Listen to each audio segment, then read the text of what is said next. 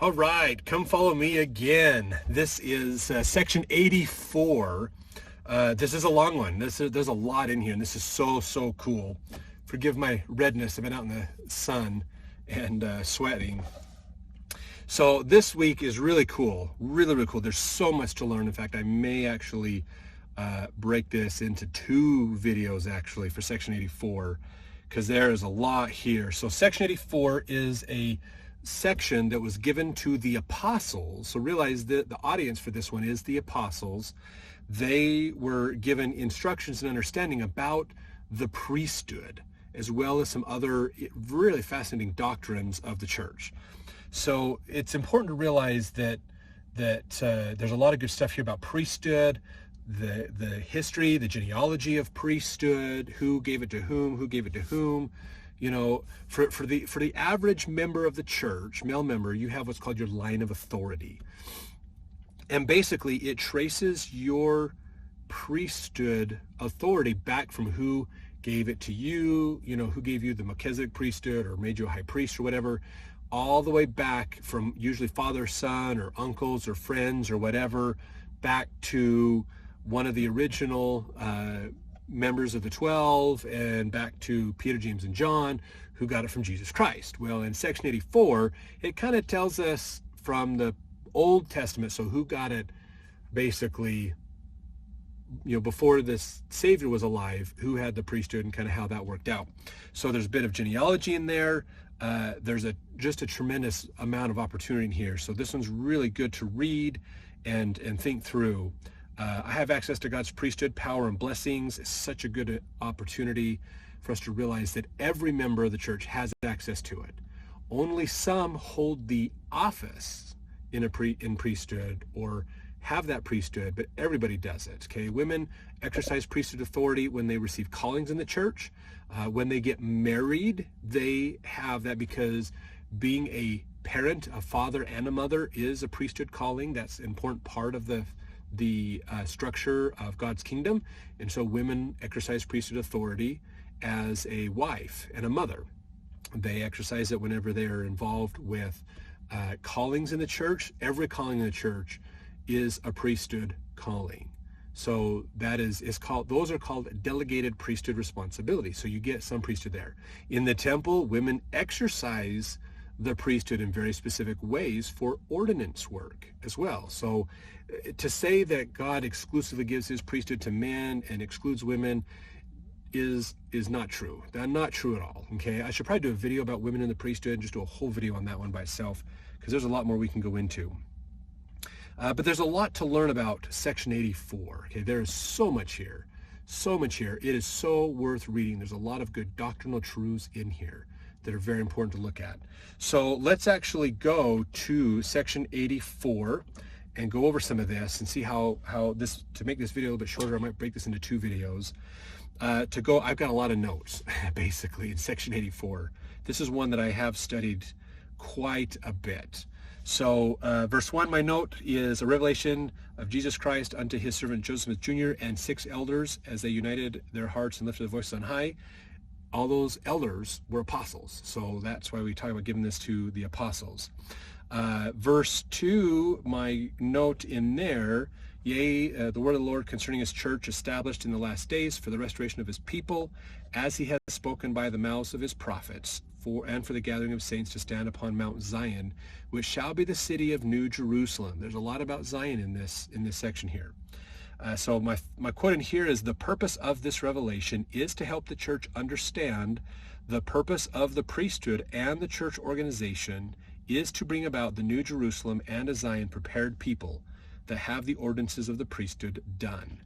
So this revelation is bringing out this idea that the whole point of the church itself isn't the end all be all. It is a tool to reach an end. And that end is a people that are prepared to meet Jesus Christ, that are prepared to achieve a Zion status, and then have the old Zion from Enoch's day come down and meet with the new Zion, which will be the New Jerusalem, and work together to build Zion in its entirety. Okay, a Zion people are a people that love each other more than themselves, and their hearts are knit together. They think of one mind.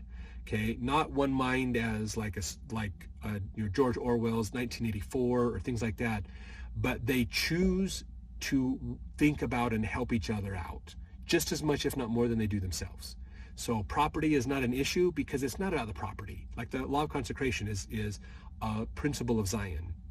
It's not about the property at all. Go watch our past videos about that. Not about the property. It's about loving your neighbor.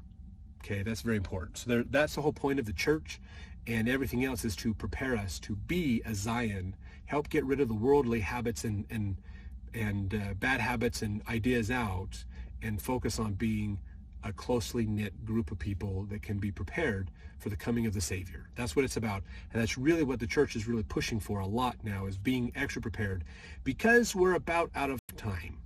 The fulfilling of the times of the Gentiles is about here. And we're going to want to make sure that we are prepared for that. That's going to be very, very important. Now, in here, they talk about a temple in verse 3.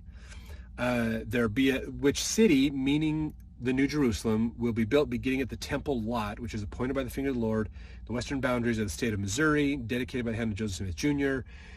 That has happened. There is a temple lot. It's in Kansas City, Missouri, I believe is where it is.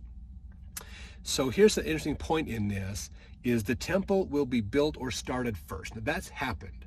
As we go through the rest of Doctrine and Covenants, you'll see this in the church history, that the amount of opposition the church got because of that Jackson County, Missouri being the gathering place, the place of Zion, that they weren't able to fulfill what God wanted them to do there. The wickedness of the people stopped that. So God said, okay, we're not going to hold you guys accountable for this. They'll be accountable. We're going to have you guys go west, and then we'll do this again later. So there's a lot that has to happen before that.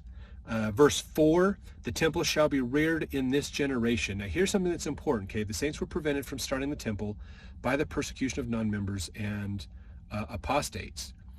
But this is important, okay, about this temple. This verse can be fulfilled from the Kirtland temple or other temples. It does not have to mean the New Jerusalem temple. So if we're looking at now in verse 4, it talks about the city, New Jerusalem, shall be built, beginning in this place, even the place of the temple. And then verse 5, for verily this generation shall not pass away until an house shall be built unto the Lord. So verse 5 doesn't have to mean the New Jerusalem temple. Verse 5 could be a whole separate subject than verse 4. Verse 4 talks about the New Jerusalem temple. Verse 5 could be talking about Kirtland temple. Could have fulfilled that one. Okay, so just something to think about. Now, as we go along in here, let's jump down to verse 14, okay? Because the verse in there, verse 6 through 13, is talking more about the history of it. The sons of Moses are men who get the priesthood and honor it. They're called the sons of Moses. And then they talk about how Moses got it under his father-in-law Jethro, if you remember, when Moses was kicked out of Egypt and he wandered through the desert, and Jethro's daughters found him at the well and took him back to their caravan camp. And then Jethro taught him, and Moses in a way kind of converted to the religion that they had.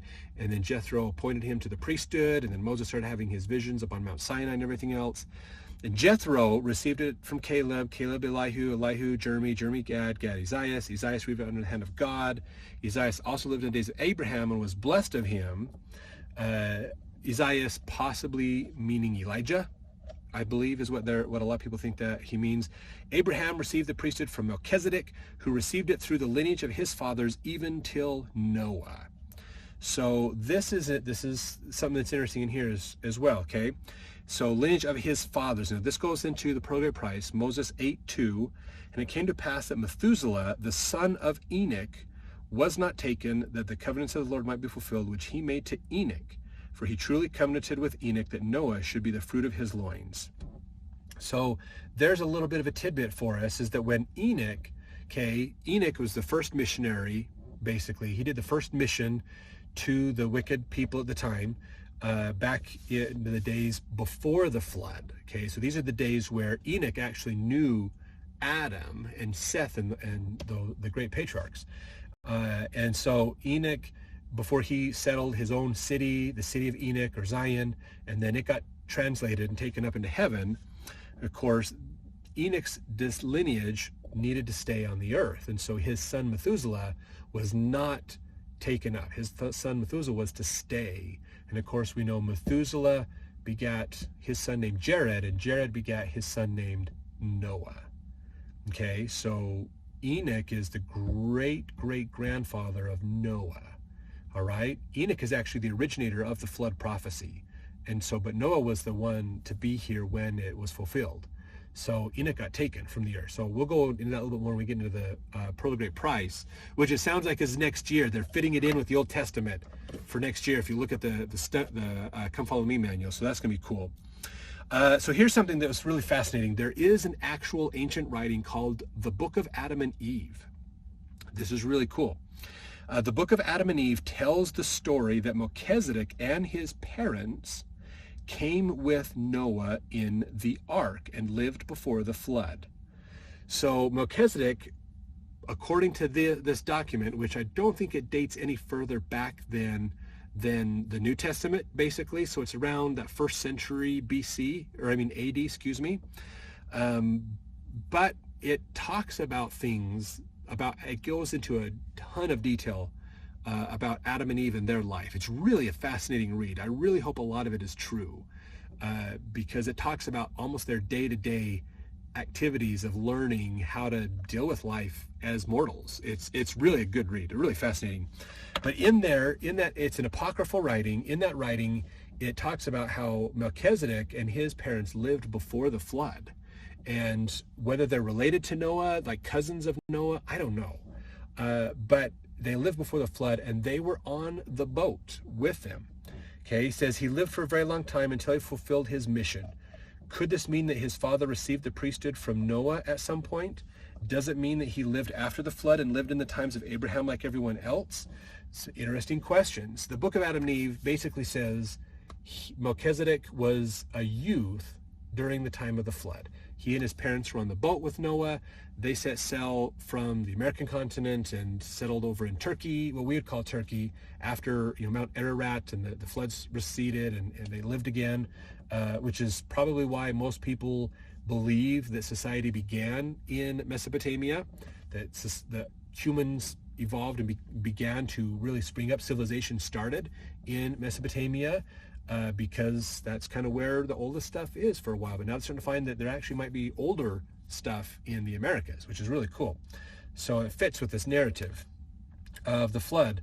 But a really cool story because they talk about how Noah sent his son Shem, I believe it was, his oldest son Shem, to go they actually took the body of Adam out of there's another apocryphal writing called the Cave of Treasures, and it goes into a lot of detail on this, that says that they exhumed Adam's body and they had a casket for it, and they took it on the ark, and then Noah's son Shem was to take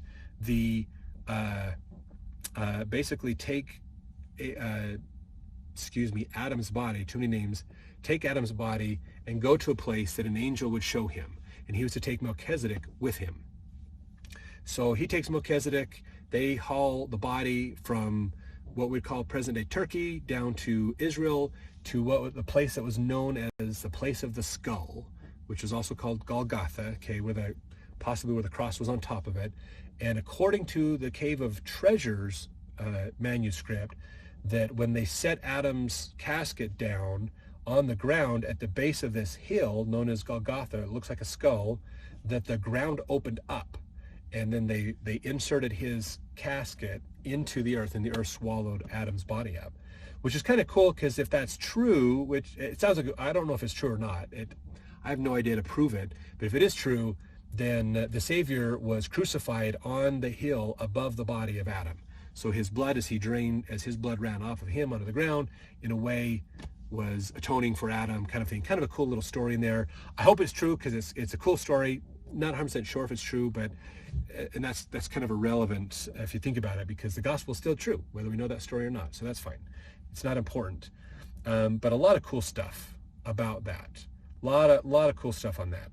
So now we get into more from Noah, and from Noah till Enoch, and lineage of their fathers, Enoch to Abel, who was slain by the conspiracy of his brother. So that's and then back to Father Adam. So now we can trace our lineage back to Adam, basically, as well. So it's kind of cool. Verse 16, I have a couple of quotes here, and then I think I might finish this video and then do a second one, maybe a third. I got a lot of notes. We know that Enoch was a descendant from Seth, so did Abel give it to Seth to hand down, or did Abel have children before he was killed, and Enoch comes from Abel? The priesthood isn't always father to son. So we don't know on there if Abel had children, and maybe that's where Enoch comes in, or if Abel did not have any kids. And Seth was the one. We know Seth carried on the priesthood afterwards, but we don't know if Abel had children or not. The scriptures are not clear. We don't have a lot of clear understanding of that period of history. The thing to realize is there's a very, very good chance when you look at the story of Adam and Eve, there's a very, very good chance that they had more children at the time, because you got to think about it. Who did Cain marry? He married somebody. Who did he marry? We don't know her name, where she came from, but if Adam and Eve were the only parents, then they had to have a daughter. In fact, I believe it's the book of Adam and Eve that says that Cain and Abel were twins. They had twin sisters, and so they married each other's sisters. And there's a whole story that possibly goes into why Cain was jealous of Abel for marrying his sister and things. So there's some possibilities that could be in there, that there's more. Maybe Cain and Abel weren't I think most people think of them more as like children or teenagers when this happened. Maybe Cain and Abel were older, and they actually had families of their own by the time Cain killed Abel. We're not 100% clear on that. There are some stories and ideas out there from apocryphal writings, but not 100% clear, and that's okay. So here's something that's interesting. This comes from, let me see, Collected Works of Hugh Nibley, Volume 2, Enoch the Prophet, which is a spectacular, spectacular book to read. 100% recommend it. Here's the thing that he said about this time in history. An interesting connection emerges in the account of how in the time of Enoch they committed murder, shedding of blood of the children of men. They enslaved them. They sold what did not belong to them. They entered homes without right and took whatever they wanted. They rigged the laws in their favor and imitated the abominable deeds of the rebellious angels of a former time, which, when Abel tried to check them, they encompassed his death by a conspiracy. So there's some fascinating stuff. This is a quote that Hugh Nibley's quoting from other scholars that are reading the apocryphal writings and ancient records that they're finding. So this is a really interesting time. There's a lot of cool stuff that 100% relates to our day and age from this time. And I'm going to go into more next year, again, in the book of, as we get into the book of Abraham and Progate Price, a lot more there. But a lot of good stuff. So let's continue. For this confirms a bold statement found in Doctrine and Covenants 84:16, quote, Abel was slain by a conspiracy. Ambition was the motivating force in all this evil. The giants, says Ben Sira, were aspiring spirits who desired to be great in the manner of God on earth. E. Kraling has pointed out that the biblical term men of name means men who aspired to be great, to make a name for themselves. So this gives us a little bit more ideas of what possibly happened back then. So a lot of really cool stuff. So there's just so much here. We're getting a little long in here, so I'm going to pause this and do another video on this as well. So stay tuned for part 2.